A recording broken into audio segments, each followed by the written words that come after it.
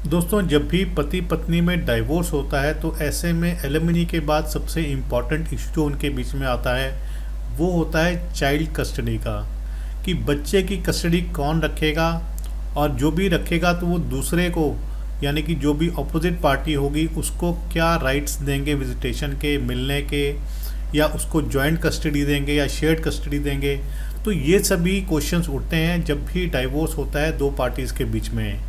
आज के इस वीडियो में हम बात करेंगे कि म्यूचुअल डाइवोर्स जब होता है तब चाइल्ड की कस्टडी कैसे डिसाइड होगी, कैसे विजिटेशन राइट्स डिसाइड होते हैं। क्योंकि मेरे पास बहुत सारी ऐसी क्वेरीज आती है जहाँ पे लोग म्यूचुअल डाइवोर्स ले रहे होते हैं लेकिन उनको ये नहीं पता होता है कि चाइल्ड की कस्टडी को कैसे हैंडल करना है, कैसे विजिटेशन राइट्स को हैंडल करना है। तो आज के इस वीडियो में हम यही जानेंगे कि जब भी हस्बैंड वाइफ म्यूचुअल डाइवोर्स लेते हैं तो ऐसे में चाइल्ड कस्टडी और चाइल्ड विजिटेशन राइट्स को वो कैसे डिसाइड करेंगे। नमस्कार दोस्तों, लीगल गुरुकुल में आप सभी का बहुत बहुत स्वागत है। आशा करता हूं कि आपको वीडियोस पसंद आ रहे होंगे। इन केस आपने अभी तक चैनल को सब्सक्राइब नहीं किया है तो चैनल को सब्सक्राइब कर लीजिए, साथ ही नोटिफिकेशन बेल आइकन भी दबा दीजिए ताकि आपको लेटेस्ट वीडियोस की अपडेट मिलती रहे। इन केस आपकी कोई भी लीगल समस्या है, लीगल प्रॉब्लम है, तो आप मुझे कमेंट सेक्शन में या मेरे ईमेल आईडी पर जो आपको डिस्क्रिप्शन में मिल जाएगा, स्क्रीन पर भी मिल जाएगा, वहाँ जाके आप मुझे अपनी लीगल समस्या भेज सकते हैं ताकि मैं आपको उसका एप्रोप्रिएट सॉल्यूशन बता सकूँ। तो चलिए वीडियो को शुरू करते हैं।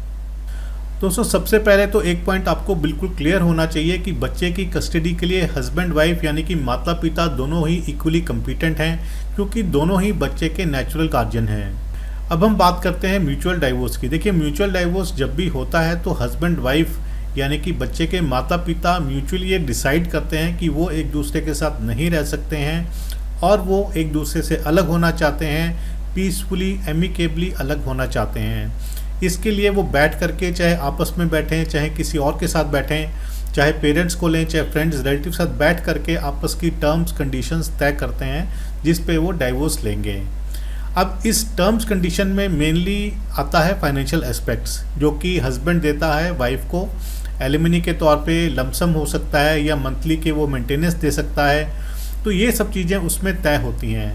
लेकिन एलिमनी के बाद जो मेन चीज़ एक तय होती है वो होती है बच्चे की कस्टडी, यानी कि बच्चे के कस्टडी राइट्स और बच्चे के विजिटेशन राइट्स। जैसे म्यूचुअल डाइवोर्स में और बाकी कंडीशंस तय होती हैं हस्बैंड वाइफ के बीच में, इसी तरह से वो बच्चे के राइट्स, बच्चे के कस्टडी राइट्स, बच्चे के विजिटेशन राइट्स, उसके फाइनेंशियल राइट्स भी म्यूचुअल डाइवोर्स की टर्म्स कंडीशन में तय कर सकते हैं। जी हाँ दोस्तों, इसके लिए उनको अलग से कोई कोर्ट में केस डालने की ज़रूरत नहीं है, कोई एप्लीकेशन डालने की ज़रूरत नहीं है।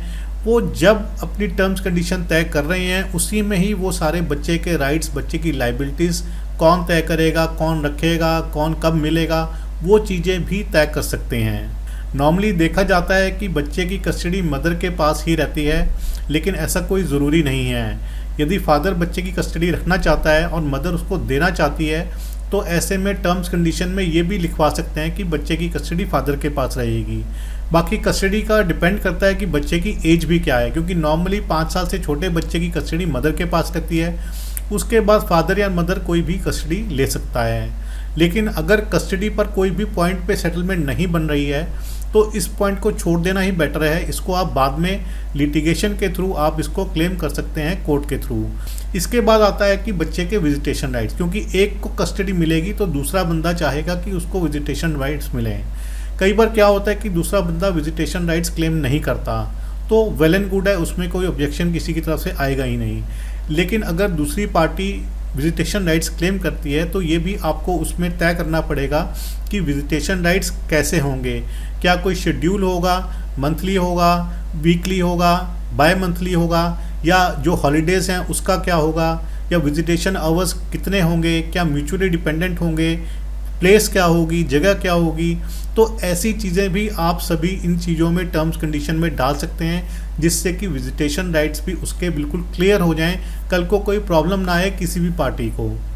इसके बाद इसी टर्म्स कंडीशन में आप बच्चे का मेंटेनेंस भी तय कर सकते हैं। यदि एक लमसम मेंटेनेंस दिया गया है फादर के द्वारा वाइफ को और बच्चे को तो वो एक अलग सेपरेट चीज़ है, लेकिन यदि सिर्फ वाइफ को मेंटेनेंस दिया गया है लमसम अमाउंट में और बच्चे को कोई मेंटेनेंस नहीं मिल रहा है, तो ऐसे में बच्चे को भी या तो लमसम मेंटेनेंस उसके वाइफ के साथ ही जोड़ के दे सकते हैं, नहीं तो एक मंथली मेंटेनेंस भी आप क्लेम कर सकते हैं बच्चे के लिए।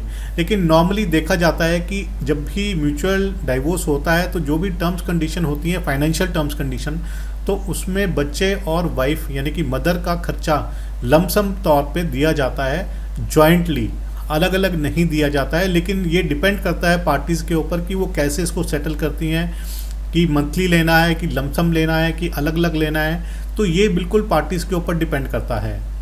बच्चे की कस्टडी को लेकर के एक नॉर्मल कस्टडी होती है जिसमें कि बच्चा एक पेरेंट्स के पास चला जाता है और सारे डिसीजन वो पेरेंट्स लेता है, चाहे वो मदर हो चाहे फादर हो, और दूसरे को सिर्फ विजिटेशन राइट्स मिलते हैं। लेकिन कई बारी जॉइंट कस्टडी भी मिल सकती है या शेयर्ड पेरेंटिंग भी मिल सकती है। जॉइंट कस्टडी में ये होता है कि बच्चे के ऊपर दोनों पेरेंट्स का हक होगा, कोई भी एक पेरेंट सिंगल हैंडेडली डिसीजन नहीं ले सकता बच्चे के लिए। उसको जो भी डिसीजन लेना है, मेजर डिसीजन लेना है पढ़ाई के लिए, उसकी अपब्रिंगिंग के लिए, कोई और एसेट्स हैं, लाइबिलिटीज़ हैं उसके लिए, तो उसमें दोनों की ही से होगी। तो ये चीज़ें भी आप अपनी टर्म्स कंडीशन में लिखवा सकते हैं। देखिए, बच्चे की कस्टडी को लेकर के म्यूचुअल डाइवोर्स में 2-3 प्रॉब्लम्स आ जाती हैं। तो सबसे बड़ी प्रॉब्लम तो ये है कि जब आपस में हस्बैंड वाइफ की टर्म्स कंडीशंस बच्चे की कस्टडी को लेकर के, विजिटेशन राइट्स को लेकर के वो सेटल नहीं होती हैं, तो ऐसे में कई बार म्यूचुअल डाइवोर्स लिंगर ऑन हो जाता है, टर्म्स कंडीशन वो सेटल नहीं हो पाती हैं और लास्ट में बैकआउट हो जाता है किसी न किसी एक पार्टी की तरफ से या दोनों पार्टीज़ की तरफ से, क्योंकि वो बहुत टाइम तक लटकती रहती हैं इसी ग्राउंड पर। तो देखा गया है कि म्यूचुअल डाइवोर्स इसी ग्राउंड पर ख़त्म हो जाते हैं या वो फाइल ही नहीं होते हैं। दूसरा एस्पेक्ट ये भी है कि जहाँ पे पार्टीज़ थोड़ी और मैच्योर होती हैं और उनको अपने फ्यूचर एस्पेक्ट्स देखने होते हैं, तो वहाँ पे उनको लगता है कि हमारा म्यूचुअल डाइवोर्स की टर्म्स कंडीशन तो सेटल हो चुकी हैं, सिर्फ एक ये पॉइंट बच्चे की कस्टडी रह गया है जिसमें दोनों पीछे नहीं हटना चाहते हैं, दोनों उसकी कस्टडी लेना चाहते हैं। तो ऐसे में वो म्यूचुअल डाइवोर्स ले लेते हैं अपनी टर्म्स कंडीशन पे, लेकिन कोई भी टर्म्स कंडीशन बच्चे की राइट्स को लेकर के वो नहीं डालते हैं उसमें, और वो उसको एक ओपन रख देते हैं कि जो भी क्लेम करना चाहे वो क्लेम कर सकता है। तो ऐसे में देखा गया है कि बाद में म्यूचुअल डाइवोर्स लेने के बाद हस्बैंड या वाइफ बाद में कस्टडी का क्लेम करते हैं, विजिटेशन राइट्स का क्लेम करते हैं, तो उसमें भी कोई गलत चीज़ नहीं है, उसको अलग से सेपरेटली भी किया जा सकता है। तो आज के इस वीडियो में हमने देखा कि जब भी म्यूचुअल डाइवोर्स होगा तो बच्चे की कस्टडी आप कैसे डिसाइड कर सकते हैं। तो मेरी एडवाइस आपको यही है कि यदि आपकी म्यूचुअल डाइवोर्स की टर्म्स कंडीशन सेटल हो गई हैं, आप उससे खुश हैं, आप चाहते हैं डाइवोर्स, लेकिन बच्चे का पॉइंट अभी डिसाइड नहीं हुआ है, तो आप जो भी ग्राउंड्स हैं म्यूचुअल डाइवोर्स के उन पे आप डाइवोर्स ले लीजिए। उसके बाद आप इस पॉइंट को ओपन छोड़ दीजिए ताकि आप इसको बाद में लिटिगेशन के थ्रू आप इसको ले सकें। और लिटिगेशन में आपको यही प्रूव करना होगा कि बच्चे का वेलफेयर कहाँ पे है। यदि आप बच्चे का वेलफेयर प्रूव कर देते हैं कि वो आपके पास है, तो कोर्ट आपको यकीनन बच्चे की कस्टडी दे देगी। तो ये था मेरा वीडियो आज का। आशा करता हूँ कि आपको वीडियो पसंद आया होगा। वीडियो को लाइक और शेयर ज़रूर कीजिए, चैनल को सब्सक्राइब कर लीजिए। यदि आपकी कोई भी लीगल समस्या है तो आप मुझे भेज सकते हैं। अगली बारी हम फिर मिलेंगे नए वीडियो में नए टॉपिक के साथ। तब तक के लिए धन्यवाद। जय हिंद।